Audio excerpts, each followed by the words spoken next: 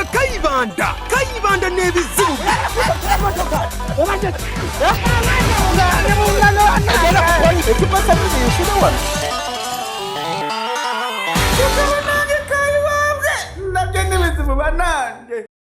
Ate mama onange gwe nzinda yaganye kujja. Nange mpulira ibintu bintamye.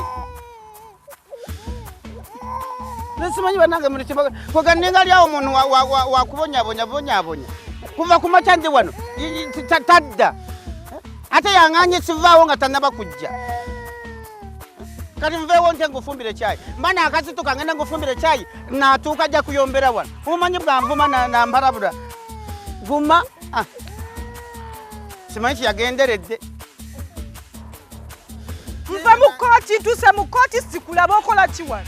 Ne mama nakati kiwangoze banange. Okuva ku macha mazima gakatonda ndi mukubona abona bubonye agasana kanjo cha nze nantuyanye ntuyo zikulukuta bukuluguzi. Nenga rwakimbo nabo nabugenzi banange. Akaze gwasinga kikola nakugambya ntegulu. Wangambye gukeera wa? Mu kkooti. Sigwa kenyine wachoka diguru. Nungamba Kayibanda kumacha kera mu kkooti. Tuva mu kkooti nga sinaba kujja. Buuza abantu bona bweza banda. Kayibanda nva mu kkooti. Tutudde tukulinda omujulisi tumulaba. Omulamuzi atugamba omujulisi aliwa tetukulaba. Okuva ku macha sinaba kujja. Bwendi bwe nakedde era bwendi. Sinaba kujja mu kkooti nakabisaba kuyijjamu. Naye musajja gwategera bulungi. Era ntegeera.